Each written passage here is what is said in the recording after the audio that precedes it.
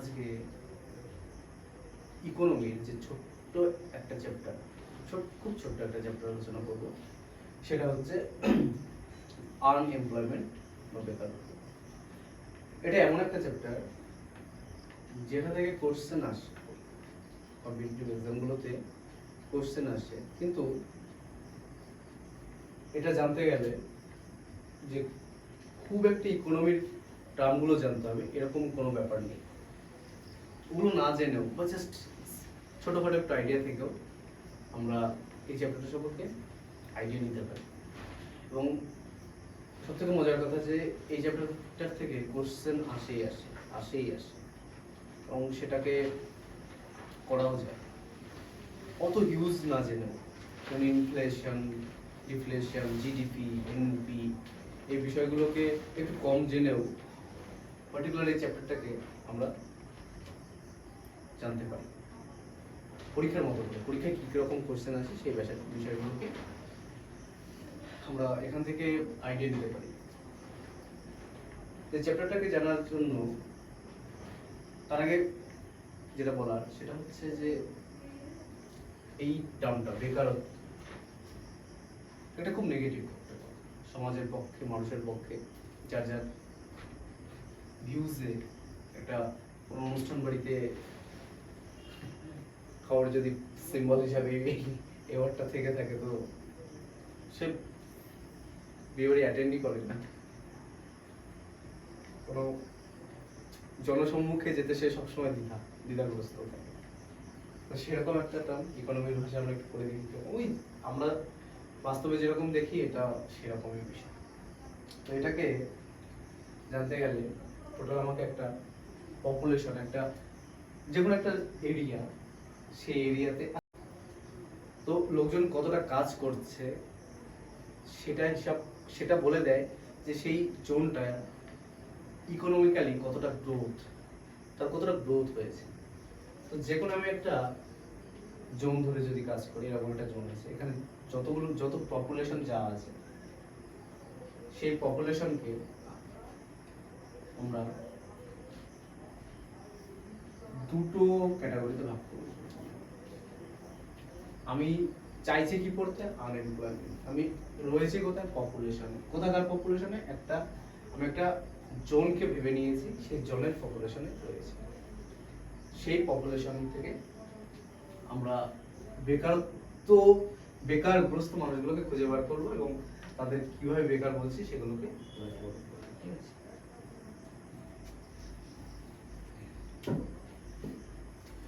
এবার যে টোটাল যে পপুলেশনটা রয়েছে এই জন্য, সেই টোটাল পপুলেশনের মধ্যে দু ধরনের মানুষ পাবো, একদম বেসিক দু ধরনের মানুষ পাবো। এক প্রকারের মানুষ থাকবে যারা ইচ্ছাকৃতভাবে কাজ করছে না, মানে তাদের কোনো কাজ করার ইচ্ছেই নেই। তাদের হয়তো ভবিতব্যে বিশাল রাজভোগ লেখা রয়েছে, বা তারা হয়তো স্বপ্ন দেখে তারা অনেক কিছু পেয়ে যাবে একসময়, তাদের কাজ করার কোনো প্রয়োজন নেই। হয়তো কিছু একটা পেয়ে যাবে তার পূর্বপুরুষের থেকে, জমি জায়গা কিছু। এখানে কিছু লোকজন থাকবে তারা হচ্ছে ভলিউন্টারি,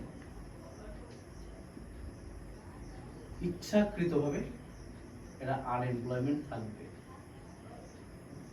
ইচ্ছাকৃতভাবে এরা কাজ করবে না, এদেরকে কাজ যেসে দেওয়া হলেও এরা করবে না। এরা বাদে সেই ইকোনমিক জোনে আরো কিছু ধরনের মানুষ থাকবে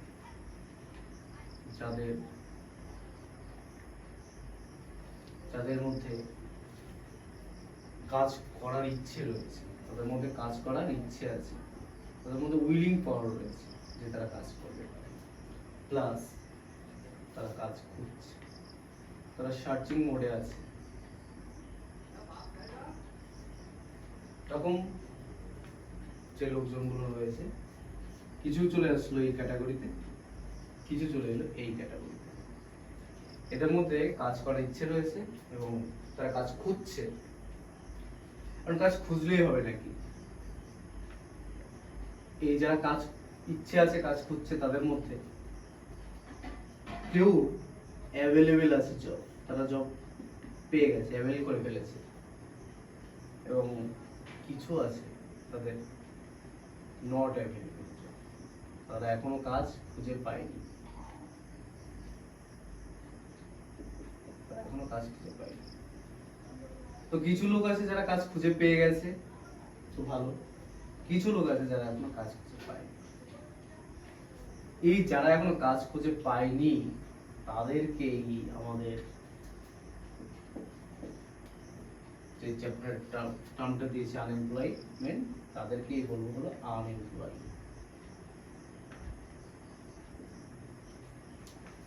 তাহলে টোটাল পপুলেশনকে দুটো ভাগে ভাগ করছি। একজন ইচ্ছাকৃতভাবে কাজ করছে না, ছেড়ে দিলাম, তার ভলিউন্টারি আনএমপ্লয়মেন্ট, তারা সমাজের কীটপতঙ্গ, পাতি কথা, তারা সমাজকে নষ্ট করার জন্য, কলুষিত করার জন্য তারা বসে আছে। কিন্তু একদল রয়েছে, তাদের ইচ্ছে আছে এবং তারা জব সার্চ করছে, কিন্তু ভাগ্যবশত অনেকের কাছে জব অ্যাভেলেবল রয়েছে, অনেকের জব পায়নি, তাদেরকে আমরা বলছি আনএমপ্লয়েড। এবার এই যে যে টোটাল আমরা এটা করলাম, এখানে যারা কাজ করছে তাদেরকে বলা হচ্ছে কাজ, মানে এই উইলিং পাওয়ার এবং সার্চিং যারা করছে তাদেরকে বলা হচ্ছে লেবার ফোর্স, লেবার ফোর্স।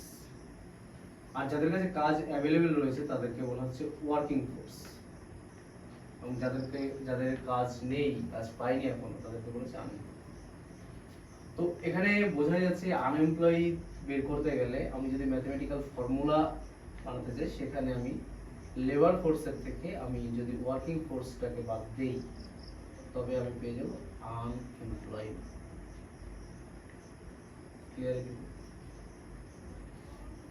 আর যদি আমি আনএমপ্লয়ি যে পার্সেন্টেজটা, শতকরা কতজন আনএমপ্লয়ি, সেটা যদি বের করতে চাই, তবে আমার মনে হতে পারে যে আমি এই আনএমপ্লয়ি এই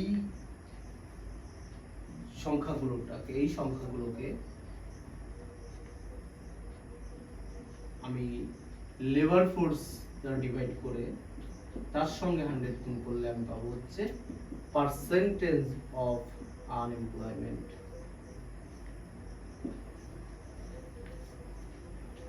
মনে হতে পারে যে আমি আনএমপ্লয়মেন্টের সংখ্যাটাকে আমি টোটাল পপুলেশন দিয়ে ডিভাইড করব, তবে হয়তো আমি পার্সেন্টেজ অফ আনএমপ্লয়মেন্ট পাবো, কিন্তু না, আমরা শুধুমাত্র লেবার ফোর্স যাদের উইলিং আর সার্চিং আছে তাদেরকে দিয়েই সেই সংখ্যাটা দিয়ে ডিভাইড করতে হবে, কারণ টোটাল পপুলেশনের মধ্যে এই কীট পতঙ্গগুলো বসে আছে, এটাকে টোটাল কোনো হিসাবের মধ্যেই ধরা চলবে না, এরা হিসাবের বাইরে। আশা করছি এটা clear. Percentage of unemployment equals to number, ওই ইকোনমিক জোনের মধ্যে নাম্বার অফ আনএমপ্লয়মেন্ট, আর আনএমপ্লয়মেন্ট কারা, যাদের উইলিং পাওয়ার আছে, যারা জব সার্চ করছে কিন্তু এখনো জব অ্যাভেল করতে পারেনি, তারা by total labour force into 100। তো এখানে অপশন যদি কোনো কোশ্চেন এসে থাকে যে পার্সেন্টেজ অফ আনএমপ্লয়মেন্ট, এই পাইটা এখানে অনেক সময় টোটাল পপুলেশন দেওয়া থাকে, সেটা হবে না, এখানে লেবার ফোর্সকে দিতে হবে। এবার এটা গণনা কারা করে না করে সেটা অন্য সময় বলা যাবে, আমি এটা বাদ দিচ্ছি। এখন চলে আসছে যে এরাও আনএমপ্লয়মেন্ট, আমি এদেরকে নিয়ে ফোকাস করি। তো এই যাদেরকে আমি আনএমপ্লয়মেন্ট দেখছি, তারা অনেক রকম ভাবে আনএমপ্লয়মেন্ট হতে পারে। কেমন হতে পারে সেটাই এখন বলবো।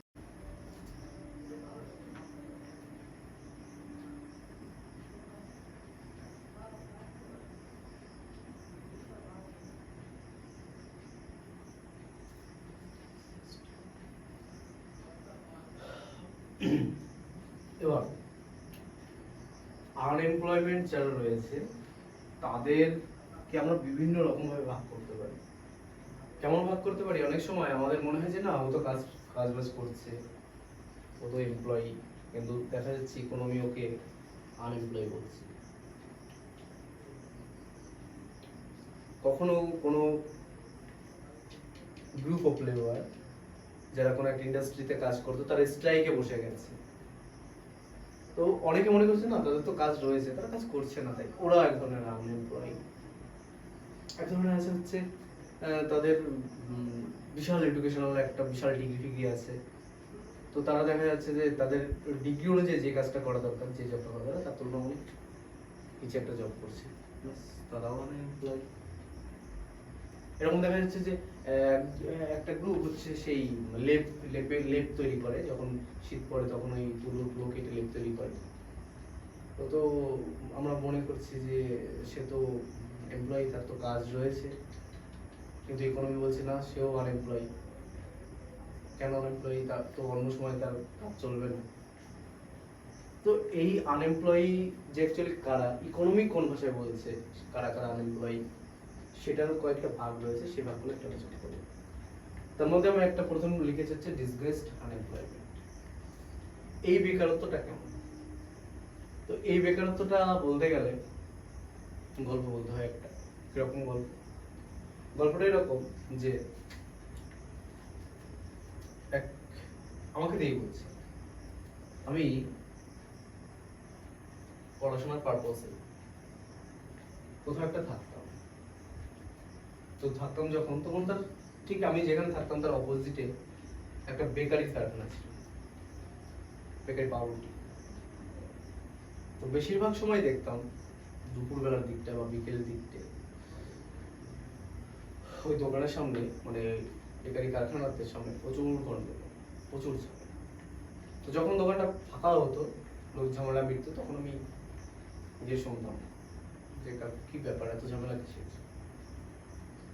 তো উনি বলতেন যে দেখো আমার দোকানের ক্যাপাসিটি খুব কম, আমি যতটা প্রোডাক্ট তৈরি করা, যতগুলো পাউরুটি তৈরি করার করেছি, এখন যারা এসছে তাদের প্রচুর, মানে অনেক লোকজন চলে এসেছে, তাদের প্রচুর পাউরুটি দরকার, তো আমি অতটা সাপ্লাই করতে পারছি না। তো এনাদের মধ্যে ঝামেলা বেঁধে গেছে। উনি বলছে আমাকে এতগুলো দিন, আমাকে এতগুলো, মানে ব্যাপারটা এরকম আলটিমেটলি যে লোকজনগুলো আসছে দোকানে পাউরুটি নেওয়ার জন্য, কিন্তু উনি দিতে পারছেন।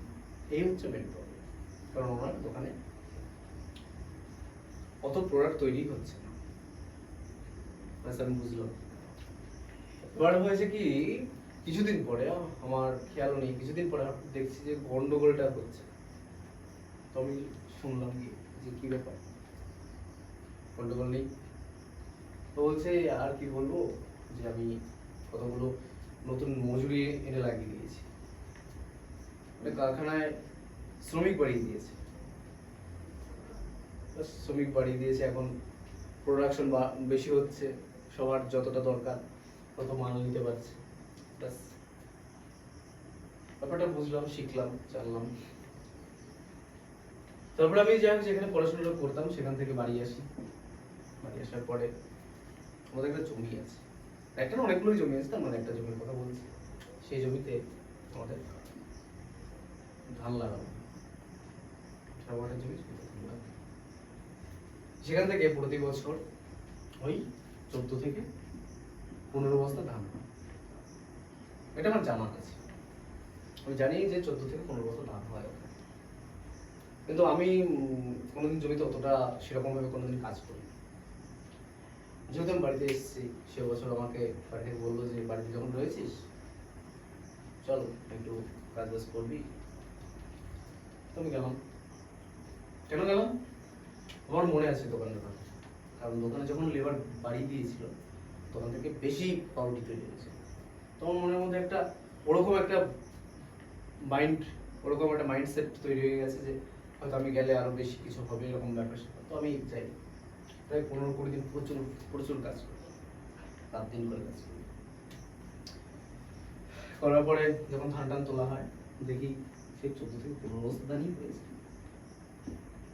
14, 14.5, 15 বছর ধান হয়েছে। আমি হতাশ হয়ে পড়ি যে কি ব্যাপার, ওখানে এমপ্লয়ি লাগিয়ে দেওয়া হলো, তো ওখানে প্রোডাক্টিভিটি যে বেড়ে গেল, আর আমি এখানে এতদিন কাজ করলাম, তো সেই কি লাভ? তো ইকোনমি একে বলছে যে আমি যে কাজ করছি আমাকে বলছে আনএমপ্লয়মেন্ট। আমার যে আনএমপ্লয়মেন্টটা সেটাকে বলছে ডিসগ্রেসড আনএমপ্লয়মেন্ট, ছদ্মবেশী। মানে আমি কাজ করছি ঠিকই, আমি ওখানে ঠিক কাজ করছি, কিন্তু আমার জন্য আমার জন্য যে এক্সট্রা প্রোডাক্টিভিটি হবে, যেটা আগে হতো 14-15, এখন যে সেটা বাড়বে সেটা হবে না, সে 14-15। তো আমার মার্জিনাল প্রোডাক্টিভিটি 0। তো এখানে সব থেকে মূল্যবান যে কথাটা সেটা হচ্ছে মার্জিনাল প্রোডাক্টিভিটি, যে আমি নতুন যে এমপ্লয়কে কাজে লাগিয়েছি তার জন্য যে প্রোডাকশন যে বাড়বে সেটা হবে না। তো সেই ব্যক্তির জন্য মার্জিনাল প্রোডাক্টিভিটি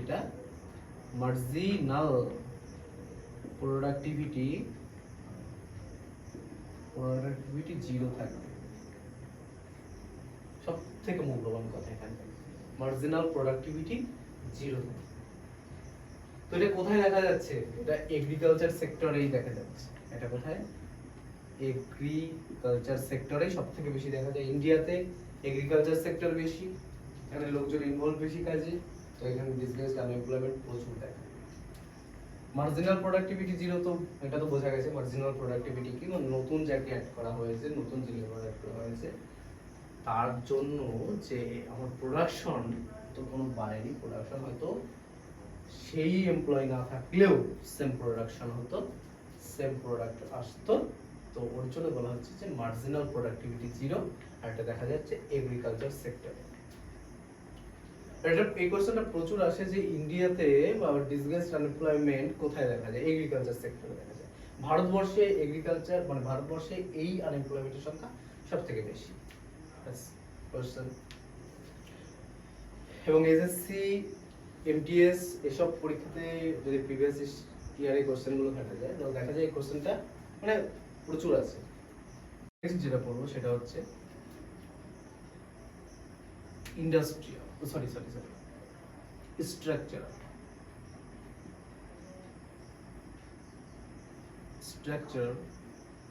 আনএমপ্লয়মেন্ট।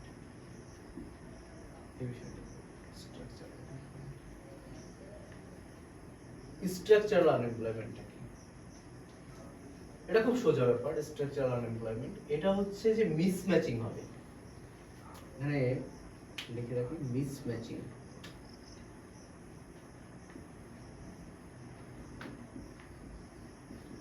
কিসের মিসম্যাচিং? যে এমপ্লয়ি যাকে কাজে লাগানো হবে সে আর তার যে কাজটা করতে হবে তার মধ্যে মিসম্যাচিং রয়েছে, মানে তার প্রপার নলেজের অভাব রয়েছে। কেমন প্রপার নলেজের অভাব? কোন একটা দোকানে বা কোন একটা কারখানায় একজন হিসাব নিকাশ করতো, বা মুদির দোকানে হিসাব নিকাশ করতো, মুদির দোকানটা বেশ বড় সড়ো, কাগজে লিখে রাখতো। অনেক দিনের সেই লোক, বয়স হয়ে গেছে, এখন দেখা গেল কাগজে লিখতে কাগজ হারিয়ে যাচ্ছে, কাগজ নষ্ট হয়ে যাচ্ছে, অনেক ব্যাপার। তো যে মালিক সে একটা কম্পিউটার নিয়ে নিল। এখন যে বয়স্ক লোক, বিশ্বস্ত লোক, অথচ তিনি কিন্তু কাজ করতে পারবেন না। কেন পারবেন না? তার প্রপার নলেজের অভাব রয়েছে। তো তার জব আর তিনি তার মধ্যে ম্যাচিং করছে না। তাকে ওই ব্যাপারটা জানতে হবে, তারপরে সে কাজ করবে। এটা হলো স্ট্রাকচার। এটা কোথায়? এটা হচ্ছে অনেক সময় এটাকে আরেকটা ইন্ডাস্ট্রি বায়াসড বলা যায়। ইন্ডাস্ট্রি বায়াসড বলতে তো বোঝা যায় আমি কার দিকে বেশি ঝুঁকছি, কাকে বেশি সাপোর্ট করছি। তো ইন্ডাস্ট্রি এখানে বায়াস হিসেবে কাজ করে। ইন্ডাস্ট্রি কাউকে কাছে টেনে নেয়, কাউকে দূরে সরিয়ে দেয়। এটা হলো স্ট্রাকচারাল আনএমপ্লয়মেন্টের একটা বিষয়, মিসম্যাচ করছে। কম্পিউটার নলেজটা এখানে সাধারণত দেখা যায়। এটা লং টার্ম চলে, দীর্ঘকাল, লং টার্ম। মানে যে এই ধরনের আনএমপ্লয়মেন্ট, তাকে এমপ্লয়মেন্ট হতে গেলে বা সেই কাজটাকে করতে গেলে তাকে অনেক টাইম লাগবে সেই ব্যাপারগুলো শিখতে। ওর জন্য এটা লং টার্ম চলে, স্ট্রাকচারাল আনএমপ্লয়মেন্ট। সাইক্লিক্যাল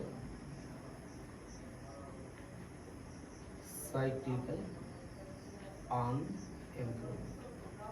আচ্ছা দেখতো দেখা যাচ্ছে কিনা ক্যামেরা? আচ্ছা ঠিক আছে। সাইক্লিক্যাল, প্রথমে বলে রাখি এই সাইক্লিক্যাল আনএমপ্লয়মেন্টটা দেখা যাচ্ছে ডেভেলপড কান্ট্রিতে।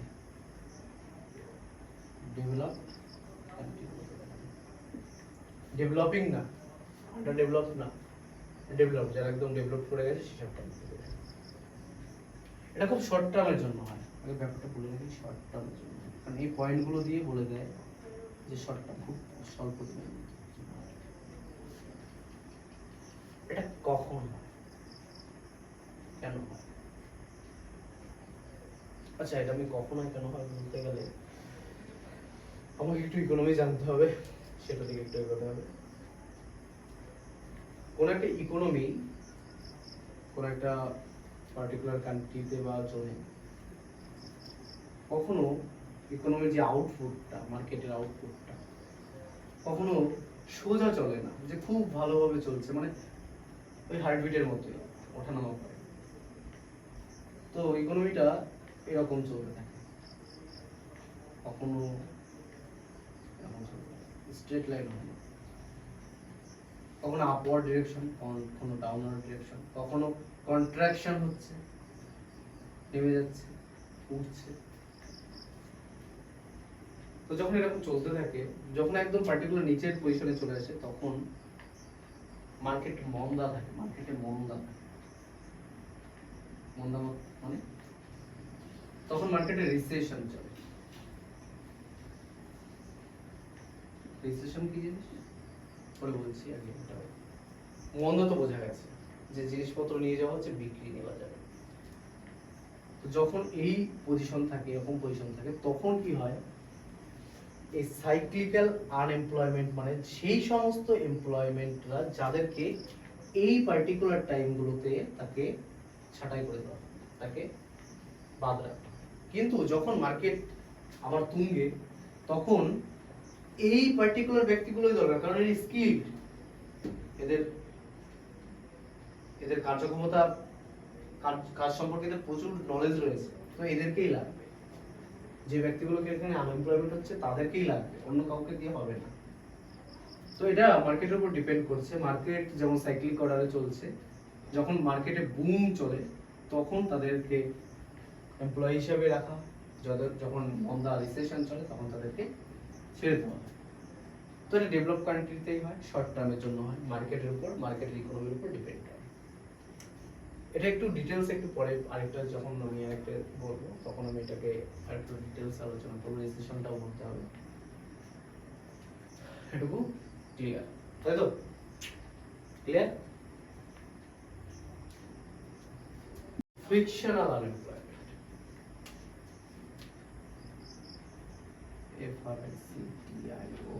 FRICTIONAL, frictional unemployment. ফ্রিকশনাল আনএমপ্লয়মেন্টের মধ্যে ঢুকতে গেলে প্রথমে এখানে একটা কিছু বলে রাখি, যে এই যে ব্যক্তিগুলো কাজ করছিল না ইচ্ছে করে, তাদেরকে বলা হচ্ছে ভলিউন্টারি, মানে ইচ্ছাকৃতভাবে আনএমপ্লয়মেন্ট। কিন্তু এরা কিন্তু ভলিউন্টারি না, এদের অনিচ্ছাকৃত আনএমপ্লয়মেন্ট রয়ে গেছে, এদের ইচ্ছে রয়েছে কাজ করে। এবারে ফ্রিকশনাল আনএমপ্লয়মেন্ট যখন করব তখন আমরা দেখতে পাবো যে আচ্ছা, ফ্রিকশনাল আনএমপ্লয়মেন্ট, ফ্রিকশনাল আনএমপ্লয়মেন্ট বোঝার আগে আমি এখানে একটু ঢুকবো যে পপুলেশনের মধ্যে কিছু আছে ভলিউন্টারি আনএমপ্লয়মেন্ট, মানে ভলিউন্টারি মানে ইচ্ছাকৃতভাবে কাজ করতে চাইছেন, আর আছে এখানে হচ্ছে ইনভলিউন্টারি আনএমপ্লয়মেন্ট, মানে এদের ইচ্ছে রয়েছে, অনিচ্ছাকৃত এদের কোনো জব নেই। এবার যারা ফ্রিকশনাল আনএমপ্লয়মেন্ট, সেই সমস্ত ব্যক্তি যারা ইচ্ছাকৃতভাবে কিছু দিনের জন্য কাজ অফ করছে। তাহলে এরকম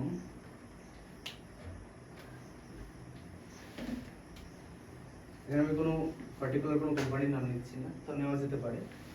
সাপোজ A1 কোম্পানিতে কোনো একজন ব্যক্তি কর্মরত, তো খুব ইচ্ছে যে তার হচ্ছে একটা গভর্নমেন্ট একটা জব করার খুব ইচ্ছে। তো কি করলো, এই কোম্পানি থেকে কিছুদিনের জন্য ছুটি নিল পড়াশোনা করার জন্য। তো সেই মিডিলের অবস্থা, এখানে যাওয়ার আগে এখান থেকে ছাড়া আর এখানে যাওয়া, এখান থেকে কিন্তু পুরোটা ছাড়িনি, যে স্টপ করেছে, এর মাঝে সে কিন্তু আনএমপ্লয়েড, ইচ্ছাকৃতভাবে আনএমপ্লয়েড, তো তাকে আমি বলছি ফ্রিকশনাল আনএমপ্লয়মেন্ট। শুধু এটা না, ফিকশনাল আমি অনেক ক্যাটাগরিতে রাখবো, অনেক ক্যাটাগরি রয়েছে এর মধ্যে। সেকেন্ড যে ক্যাটাগরিটা রয়েছে সেটা হচ্ছে কোন একটা কারখানায় কর্মরত একটা গ্রুপ অফ লেবার তারা ছুটি নিল, বা ছুটি নিল, তারা বয়কট করলো, তারা স্ট্রাইক করে বসেছে, তারা কাজ করবে না, তারা হচ্ছে ফ্রিকশনাল আনএমপ্লয়মেন্ট। তো ফ্রিকশনাল আনএমপ্লয়মেন্ট সেরকম আনএমপ্লয়মেন্ট যেটা তারা কর্মে অলরেডি ইনভলভ রয়েছে, তারা এমপ্লয়, কিন্তু কিছুদিনের জন্য তারা আনএমপ্লয় হয়েছে। এবার এখানে একটা প্রসঙ্গ নিয়ে আমি একটু ডিটেলস একটু ঢুকবো, সেটা হলো এই ফ্রিকশনাল আনএমপ্লয়মেন্টের সংখ্যাটা কখনো কখনো খুব বাড়ে, কখনো কখনো খুব কমে। কারণ কি, এই আনএমপ্লয়মেন্ট তো অ্যাকচুয়ালি আনএমপ্লয়মেন্ট না, এটা তো এমপ্লয়ি, অলরেডি তাদের কাছে জব অ্যাভেলেবেল রয়েছে, কিন্তু তাদের স্ট্রাইক করছে তখন তারা আনএমপ্লয়মেন্ট, তারা জব শিফট করছে তখন তারা আনএমপ্লয়মেন্ট। কিন্তু কখনো কখনো এরা এই সংখ্যাটা, এদের সংখ্যাটা খুব কমে যায়। মানে দেখা যায় যে কোনো ইকোনমিতে বা কোনো একটা দেশে ফ্রিকশনাল আনএমপ্লয়মেন্টের সংখ্যা জিরো, নেই।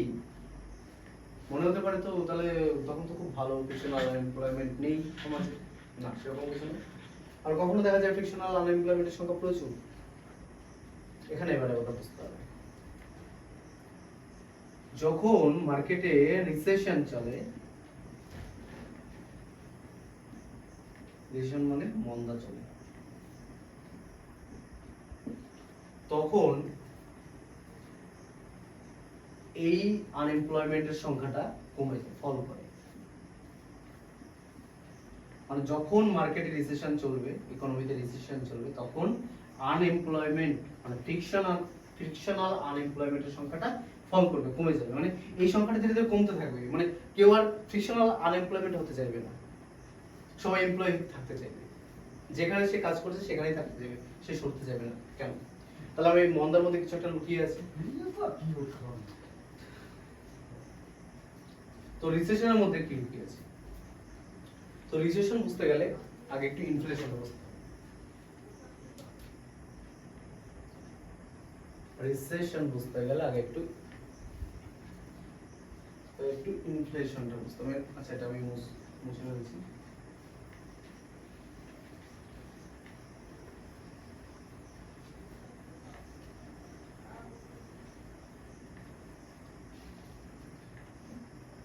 ইনফ্লেশন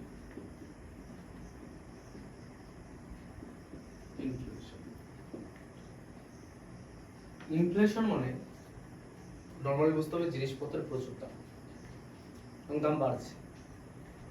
আজকে যেটা আমি 100 টাকা কিনছি, কালকে হয়তো দেখছি 101 টাকা হয়ে গেছে, পরশু 102 টাকা হয়ে গেছে, 103 টাকা হয়ে গেছে, এবং পুরো দাম বাড়তে থাকছে। একে বলে ইনফ্লেশন। তখন ইনফ্লেশন যখন, তখন যে ডিমান্ড, মার্কেটে যে ডিমান্ড পাও, মানে যারা কাস্টমার তারা যেটা চাইছে, প্রচুর ডিমান্ড, প্রচুর, তুলনামূলক সাপ্লাইটা একটু কম, তুলনামূলক সাপ্লাইটা একটু কম। তো ডিমান্ড বেশি হওয়ার কারণে, সাপ্লাই কম হওয়ার কারণে, যে এত ডিমান্ড, যেখানে মার্কেটে ঢুকলে দেখা যাচ্ছে যে যে জিনিসটা কিনতে হবে তার পরিমাণ খুব কম, কিন্তু লোক প্রচুর, এবং তাদের কাছে প্রচুর, সবার কাছে প্রচুর টাকা রয়েছে, প্রচুর মানি রয়েছে, তো তারা সেটা কিনতে সম্ভব, এবং সে যেরকম দাম বাড়াচ্ছে সেরকম দামে কেনা হচ্ছে। তো ইনফ্লেশন ঘটা শুরু করে দিয়েছে মার্কেটে, মানে মুদ্রার ভ্যালু কমে যাচ্ছে, যে আমি যে মুদ্রাটা দিয়ে কিনছি সেই মুদ্রার ভ্যালু কমে যাচ্ছে। যে আগে দেখা যেত দুটো মুদ্রা দিয়ে কেনা যেত, এখন দেখা যাচ্ছে সেটা 5টা মুদ্রা দিয়ে কিনতে হচ্ছে, সেইটুকু মালে, তো মুদ্রার ভ্যালু কমে যাচ্ছে। তো ইনফ্লেশন মানে হচ্ছে যে জিনিসের দাম ধীরে ধীরে বাড়ছে। এখন এটা তো মনে হচ্ছে সমাজের পক্ষে বা ইকোনমির ক্ষেত্রে দেশের পক্ষে খুব খারাপ। হ্যাঁ খারাপ। কখন খারাপ? একটা লিমিটের পরে কি খারাপ। দেখা যাচ্ছে আজকে 100 টাকা, কালকে 112 টাকা হয়ে গেছে, খারাপ। কিন্তু আজকে 100 টাকা, কালকে 100, মানে একটা টাইমের মধ্যে, একটা নির্দিষ্ট একটা গ্যাপের মধ্যে যদি সেই পার্সেন্টেজটা 4 এর +-2 এর মধ্যে হয়, 6% থেকে 2% এর মধ্যে চলতে থাকে ইনফ্লেশন, তো সেটা ঠিক, সেটা সমাজের পক্ষে ঠিকঠাক। কেন ঠিকঠাক? যদি ইনফ্লেশন চলে সমাজে, যদি ইকোনমিতে ইনফ্লেশন চলে তো তবে এই আনএমপ্লয়মেন্টের পরিমাণটা কমে যাবে। ইনফ্লেশনটাকে আমি এদিকে রাখলাম, এদিকে রাখছি আনএমপ্লয়মেন্ট। তো দেখা যাবে যে গ্রাফটা এরকম যাবে। তার মানে যখন ইনফ্লেশনটা বাড়বে তখন আনএমপ্লয়মেন্ট কমবে, যখন ইনফ্লেশন বাড়বে তখন আনএমপ্লয়মেন্ট কমবে। মজার কথা। তো সমাজে দাম বাড়ছে, মানে ইকোনমিতে সবকিছুর দাম বাড়ছে, তো আনএমপ্লয়মেন্টের পরিমাণ কমে যাচ্ছে, বেকারত্ব কমে যাচ্ছে। ব্যাস, এটার থেকে আর খুশির খবর কি আছে? কিন্তু একটা নির্দিষ্ট লিমিট অবধি এটা ভালো, তারপরে কিন্তু ভালো না। সেটা একটা কে এটা মনিটরি করে সেটা সেটা পরে। তাহলে ইনফ্লেশনটা বোঝা গেল। ইনফ্লেশন হচ্ছে জিনিসপত্রের দাম ধীরে ধীরে বাড়ছে। ইনফ্লেশন ঠিক উল্টোটা হচ্ছে ডিফ্লেশন। ডিফ্লেশন ডিফ্লেশন মানে, তো ডিফ্লেশন হচ্ছে এই যে রিসেশন বললাম তারই একটু অন্য অবস্থা। মানে এটা হচ্ছে 6 মাসের অবস্থা, 6 মাস ধরে যদি পরে বলছি। ডিফ্লেশনটা হচ্ছে ঠিক উল্টো, যখন মার্কেটে ডিমান্ড একদমই নেই, মার্কেটে কোনো প্রোডাক্টের ডিমান্ড নেই কিন্তু সাপ্লাই প্রচুর রয়েছে, কারণ মানুষের হাতে টাকা পয়সা নেই। প্রচুর সাপ্লাই, মানুষের হাতে টাকা পয়সা নেই, জিনিসগুলো বিক্রি হচ্ছে না। ডিফ্লেশন শুরু। সো ডিফ্লেশনের একটা হচ্ছে, আমি তখন চলে আসি রিসেশন। রিসেশনের সময় হচ্ছে কি, যে দেখা যাচ্ছে যে টানা 6 মাস, টানা 6 মাস ইনফ্লেশন তো নেই, ডিফ্লেশন, মন্দা চলছে মার্কেটে, টানা 6 মাস ধরে মন্দা চলছে, এবং সেটা পার্টিকুলার দু একটা বিষয় না, সমগ্র প্রোডাক্টের উপরে চলছে। দু একটা বিষয় মন্দা চলতেই পারে, মার্কেট হতেই পারে, কিন্তু সেটা না, সেটা মোটামুটি মার্কেটের সমস্ত প্রোডাক্টের উপরেই মন্দা চলছে। মানে কাস্টমার কিনছে না, কাস্টমার হাতে পয়সা নেই, মানি নেই, তো রিসেশন। এখন একটা ইন্ডাস্ট্রি একটা প্রোডাক্ট তৈরি করবে তখনই যখন তার ডিমান্ড থাকবে। যখন ডিমান্ড বেশি তখন সে একটা না দুটো না হাজারো প্রোডাক্ট তৈরি করবে, কিন্তু ডিমান্ড যখন এই প্রোডাক্ট কি করে তৈরি করবে, কেন তৈরি করবে? আর প্রোডাক্ট কারা তৈরি করছে? এমপ্লয়ি, যারা কারখানায় ইনভলভ রয়েছে, যারা শ্রমিক, তারা প্রোডাক্ট তৈরি করছে। আর প্রোডাক্ট তৈরি করার দরকার নেই, শ্রমিক দিয়ে কি করবে? আর তখন যদি কোনো শ্রমিক চায় যে আমি এই কোম্পানি থেকে অন্য কোম্পানিতে শিফট করব, তো কোম্পানি তো খুশি। কোম্পানি এমনি এমনি রিসেশনের সময় কোনই ছাঁটাই করে, মানে আনএমপ্লয়মেন্ট বাড়িয়ে দেয়, তো সেখানে কেউ চাইবে না নিশ্চয়ই যে এক কোম্পানি থেকে আরেক কোম্পানিতে শিফট করার কথা, কখনো ভুলেও সে ভাববে। তো যখন রিসেশন চলবে মার্কেটে তখন কি করবে, আমি আমি আমি অন্য একটা ভিডিওতে রিসেশন, ডিফ্লেশন, ইনফ্লেশনটাকে 3-4কে একটা বিষয় ছোট করে বলার চেষ্টা করব, যদি ভিডিও করতে পারি। তো আপাতত এটুকু, রিসেশন মানে মন্দা, যখন এটা চলে তখন মার্কেটে যেই ফ্রিকশনাল আনএমপ্লয়মেন্টের পরিমাণটা কমে যায়, কারণ যে যেখানে কাজ করছিল সেখানে এটা সেটা বসে থাকে, সে সরতে চায় না, সে নড়তে চায় না। কারণ চাকরি কোথায় গিয়ে চাকরি করবে? কোনো মানে মার্কেটে কি চলছে? মার্কেটে একদম মন্দা চলছে। তো এটা হচ্ছে ফ্রিকশনাল।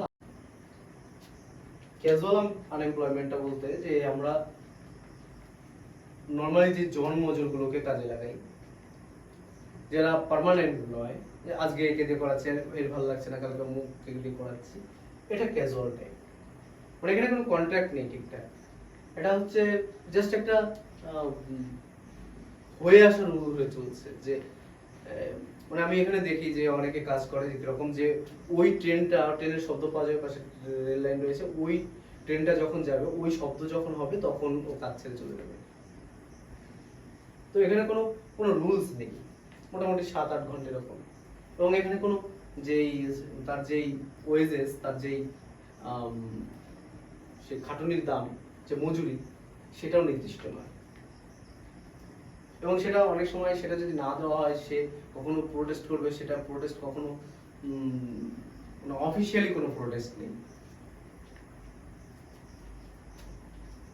আজকে ওকে কাজে নিলাম, কালকে নিলাম না, এরকম যেই যারা কাজ করায় তাদেরকে বলা হচ্ছে ক্যাজুয়াল আনএমপ্লয়মেন্ট। তো আমরা এদেরকে বলছি, আমরা দেখছি এ কাজ করছে, জনের কাজ করছে, মজুরি কাজ করছে, কিন্তু ইকোনমি তাদেরকে আনএমপ্লয় বলছে, কারণ তাদের ফিক্সড কোনো কাজ নেই। এরপর একটা থাকে হলো সিজনাল আনএমপ্লয়মেন্ট। তো সিজনাল যেটা, এটা কিরকম? এটা ওই রকম যে যারা সে লেপ তৈরি করে, শীতের সময় তৈরি করে, তাদের শীতের সময় প্রচুর কাজ, দিনে 2-3টে করে কাজ, মাস ভরে কাজ। কিন্তু যখন গরম পড়ে তাদের আর কোনো কাজ নেই, মানে ওই পার্টিকুলার ওই সেক্টরে তো আর মানে ওই লেভেলে তো আর কোনো কাজ নেই। তো তার হচ্ছে সিজনাল আনএমপ্লয়মেন্ট। এখানে একটা বলে রাখা ভালো যে এই ইন্ডিয়াতে সিজনাল আনএমপ্লয়মেন্টটাও খুব দেখা যায়। বিজনেসটা যেরকম দেখা যায় সিজনাল আনএমপ্লয়মেন্ট, সেটা হচ্ছে টেকনোলজিক্যাল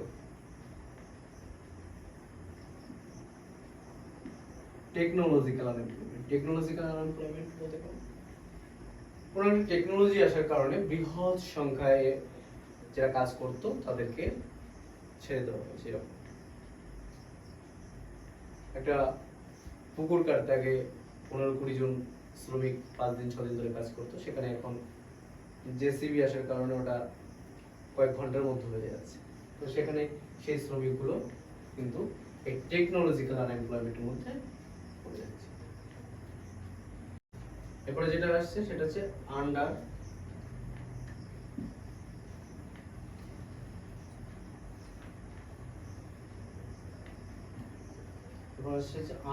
এমপ্লয়মেন্ট।